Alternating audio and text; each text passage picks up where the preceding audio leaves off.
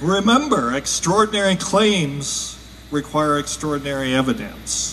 You know, this goes back to the idea of, you know, don't swallow a crock of shit if it looks like a crock of shit.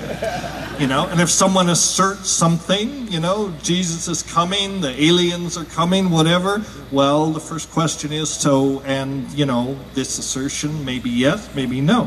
What evidence can you know, bring forth to support this statement, doctor or senator or whoever it is you're talking to?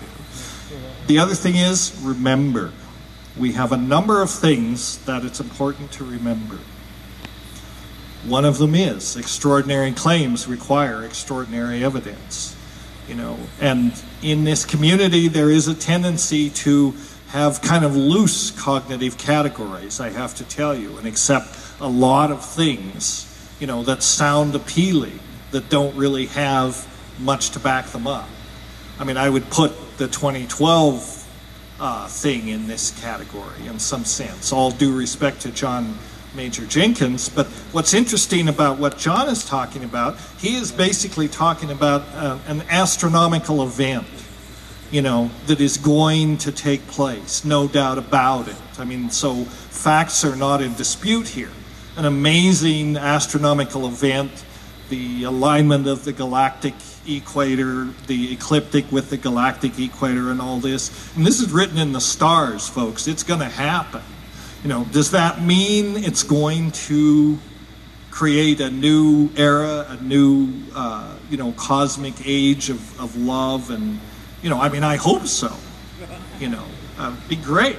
You know, or does it mean the aliens are, you know, our alien space brothers are going to come down and set it all right, or Jesus and his chariots are going to come? I mean, well, I don't actually hope quite in the same way for that, but, you know, because we kind of all know where we're going to be if that happens, you know. But the point is, be skeptical, you know. I mean, all we really have to, you know, we can say, well, it'd be great if that's happened, but myself, I haven't canceled my appointments for 2013. You know, I mean, we're close enough to this grand event, and we know the cosmic event, the astronomical event, is going to be, you know, something. It's going to be fantastic in itself. Does it mean the end of one world age and the beginning of another? I don't know. I really don't know. I mean, I hope so. It would be nice, but I kind of doubt it.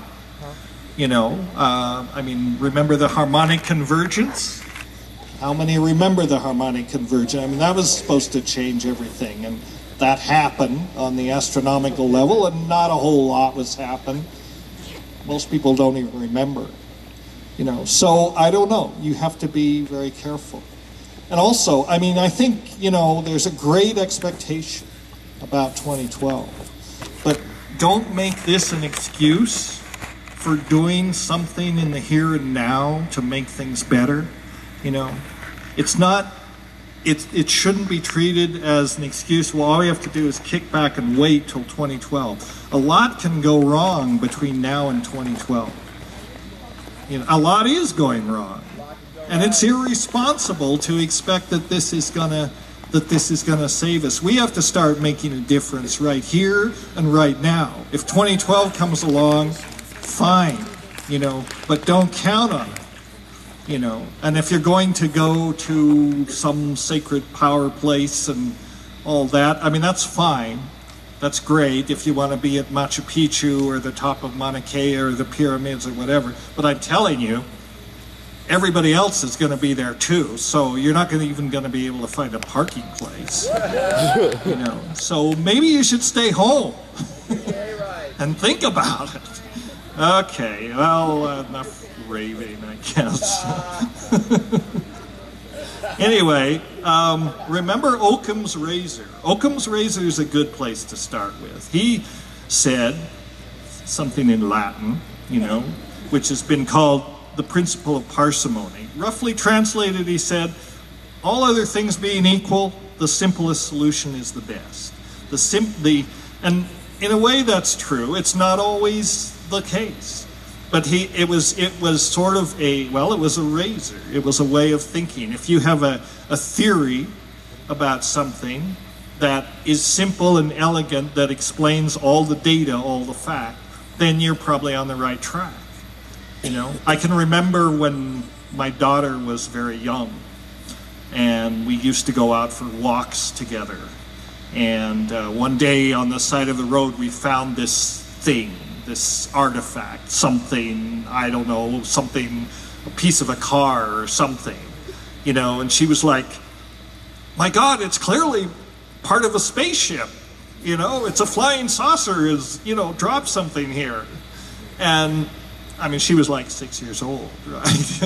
That was, and to her, it was just clear. And I said, well, Kate, you know, I mean, isn't it more likely that, you know, it came off a truck, or you know, it's a piece of machinery that somebody dropped, because we didn't really know what it was, you know. But she immediately leapt to the conclusion that, you know, this was a part of an alien spaceship. We have to guard against that tendency. And the other thing is, oh, I guess I went too far. It worked out pretty good. But the last thing is, remember, as ayahuasca never fails to remind me, you monkeys only think you're running the show. Thank you.